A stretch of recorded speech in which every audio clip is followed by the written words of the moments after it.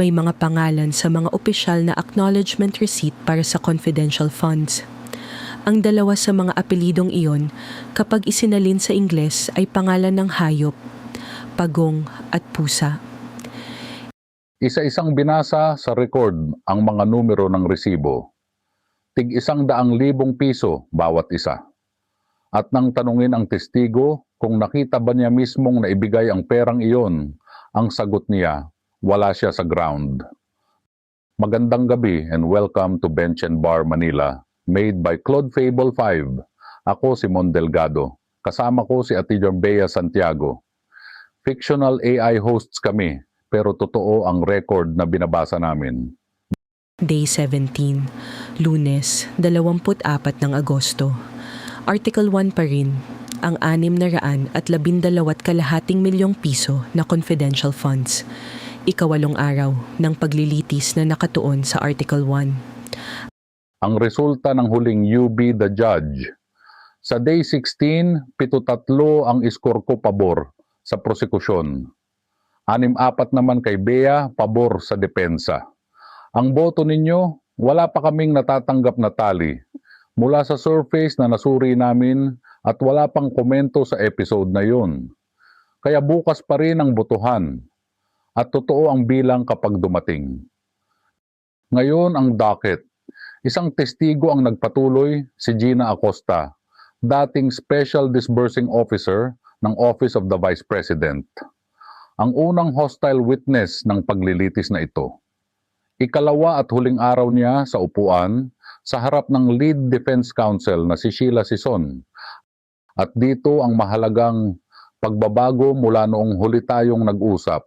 Natuloy na ang cross-examination ng depensa. Pagkatapos noon, nagsagawa ng redirect examination ang private prosecutor na si Amando Ligutan. Dalawang bagay pa mula sa Lunes. Una, inanunsyo ni Senator Escudero na hindi makakaharap ang dating Special Disbursing Officer ng DepEd na si Edward Fajarda. May sulat at medical certificate mula sa abogado nito. Ayon sa record, na-confine siya sa ICU para sa obserbasyon at nasa regular room na siya ngayon. Iniulat na nagkaroon siya ng stroke. Pero hindi pa ito napatutunayan sa korte. Bago siya tuluyang i-excuse, iniutos ng korte na suriin muna siya ng Senate Medical and Dental Bureau. Humiling naman ng prosekusyon na ilipat ang kanyang pagharap sa 7 ng Setyembre. Pangalawa, bago mag-adjourn, humiling ang prosekusyon ng subpena para sa 3 opisyal ng AFP kaugnay ng confidential funds ng DepEd upang mapuno ang schedule na ibinigay ng korte. Nang tanungin ng korte kung nasa aktibong serbisyo ang 3, sinagot ng prosekusyon na isa sa kanila ay iniulat ng retirado at 2 ang nasa aktibong serbisyo. At iniutos ng korte na ilabas ang subpena para sa 3, kasalukuyan man o dating opisyal, para sa pagdinig sa Miyerkules, 26 ng Agosto. And joining the panel, as always, our AI counsel, Ate Sharika Salvania. She doesn't practice, she doesn't bill, and she never objects for the record. She just walks us through the law, plain and clean. Salamat, Attorney Santiago. Ngayong gabi, 3 tanong at pipilitin kong ihiwalay ang mga bagay na madalas pagsamahin. Una, ano ba talaga ang naidudulot ng pagdeklarang hostile witness? Sa ilalim ng Rule 132, Section 13 ng Rules on Evidence, kapag ang testigo ay naging adverse sa panig na tumawag sa kanya, maaari siyang ideklarang unwilling o hostile. At ang bunga nito ay procedural lamang. Pinapayagan ang leading questions at maaari siyang tratuhin na parang nasa cross-examination. Iyon lang po. Hindi ito parusa, hindi ito nangangahulugang sinungaling ang testigo, at hindi rin ito nagpapataas o nagpapababa ng bigat ng kanyang testimonya. Ang hostile declaration ay tungkol sa paraan ng pagtatanong, hindi sa katotohanan ng sagot. At may kaakibat itong teknikal na tanong na lumabas mismo sa sesyong ito. Gaano kalawak ang maaaring saklawin ng cross-examination? sa isang adverse witness. May argumentong iginiit na sa ilalim ng 2019 amendments, pinalawig ang saklaw ng cross para sa ordinaryong testigo, pero hindi ganoon kalawak para sa adverse witness. Kaya dapat may kaugnayan ng cross sa mga bagay na napag-usapan sa direct. Hindi ko po sasabihin kung sino ang tama diyan. Ang punto ko lang, ang hostile declaration ay hindi nagbubukas ng lahat ng pinto. May hangganan pa rin. Pangalawa, ano ang kayang itatag ng testimonya ng isang declared hostile witness at ano ang hindi? Kaya nitong itatag ang mga bagay na personal niyang nalalaman. Kung ano ang ginawa niya, kung ano ang pinirmahan niya, kung anong proseso ang sinunod niya. First hand po iyon.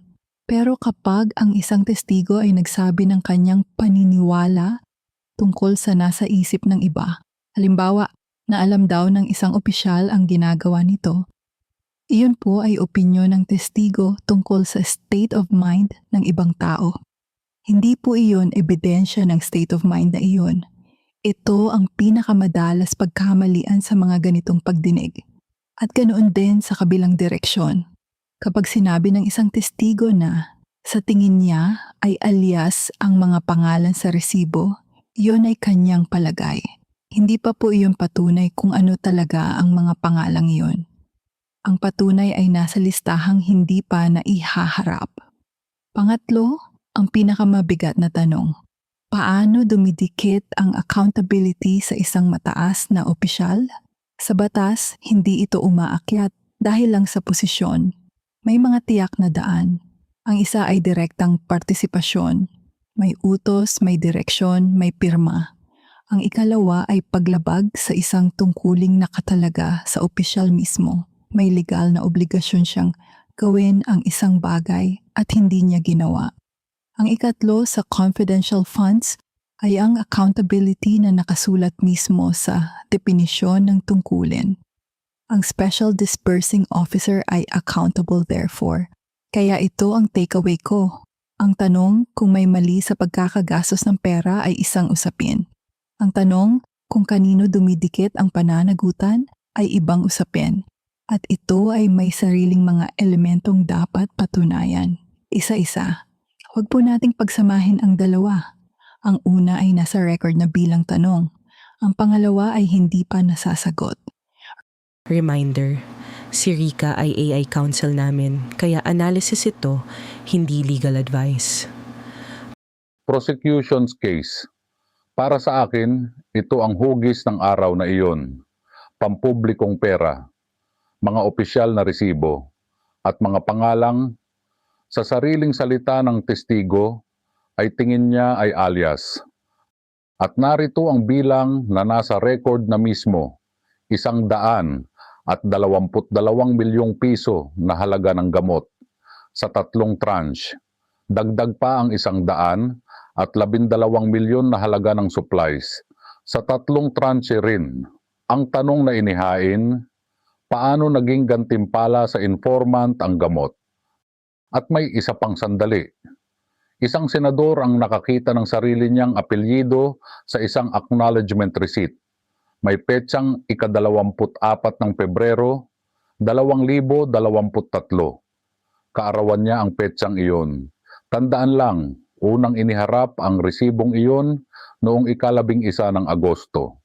Ang binuksan noong Lunes ay ang koinsidensya. Pakinggan ninyo mismo ang bahaging ito ng record. 1P181382, sinasabi dyan ng isang Antonio Pagong received 100,000 pesos for the payment of purchase of information. Antonio Pagong. Ito yung tanong now. Do you have personal knowledge? Sa Tagalog, nakita mo ba si Colonel Lachica na nagbigay ng 100,000 pesos in confidential funds sa isang Antonio Pagong? Yes or no? Nakita mo ba si Colonel Lachica nagbigay ng perang iyan, 100,000 pesos to Antonio Pagong. Nakita mo ba siya o hindi? Hindi ko siya nakita, Your Okay. Honor, kasi wala po ako doon sa ground. Siya po ang nag-implement, Your Honor. Good. Let's go to P181620. Timon Andrew Pusa. Timon Andrew Pusa. Nakatanggap ng 100,000 pesos rental of transport vehicle. Same sagot ba? Hindi nyo nakita si Colonel Lachica nagbigay ng pera, hindi po 1,000, 100,000 pesos sa isang Timon Andrew Pusa. Hindi po ba? Defense's turn at kailangan kong ilagay ang ilang bagay sa tamang lugar.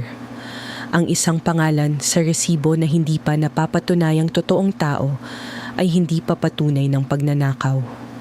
Maaari itong maging patunay ng magulong record keeping. Maaari itong maging patunay ng isang sistemang gumagamit ng alias para sa mga informant na siyang mismong ipinapaliwanag ng testigo. At maaari rin itong maging patunay ng pandaraya.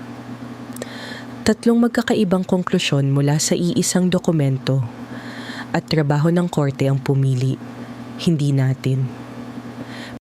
Pero may pinakamatibay na punto ang prosekusyon dito at aaminin ko, hindi lahat ng gastos ay confidential. Ang mga supplies, ang mga gamot, may sales invoice, may official receipt at dapat may pirma ng totoong tao. Iyan ang tanong na hindi madaling sagutin ng depensa.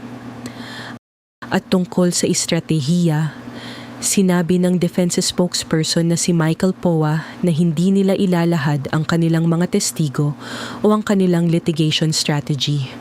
Ayaw nilang itelegraph ang kanilang mga hakbang. Karaniwan po iyan. Walang obligasyon ang isang akusado na ipakita muna ang kanyang baraha. Pakinggan ninyo ang eksaktong palitan. Test.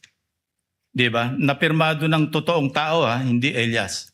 Pag supplies, hindi yung purchase of information. Nag-purchase ka ng table, sabi nga ni Senator Erwin, nag-purchase ka ng silya, nag-purchase ng medicines, ito hindi po pwede yung classified, maski classified ang paggagamitan, kailangan pa rin merong sales invoice, merong receipts, official receipt. Napirmado ng totoong tao. Do you agree? Sidebar. Ano ang hindi pa nasasagot ng dalawang panig? Ito. Kung alias nga ang mga pangalan sa mga resibo, may listahan ba ng tunay na pangalan?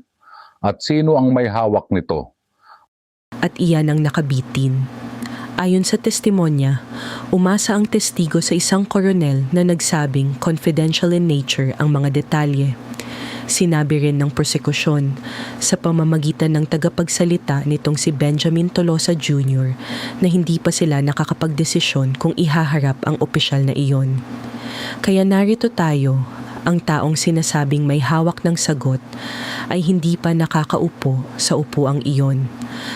Pakinggan ninyo ang bahaging ito.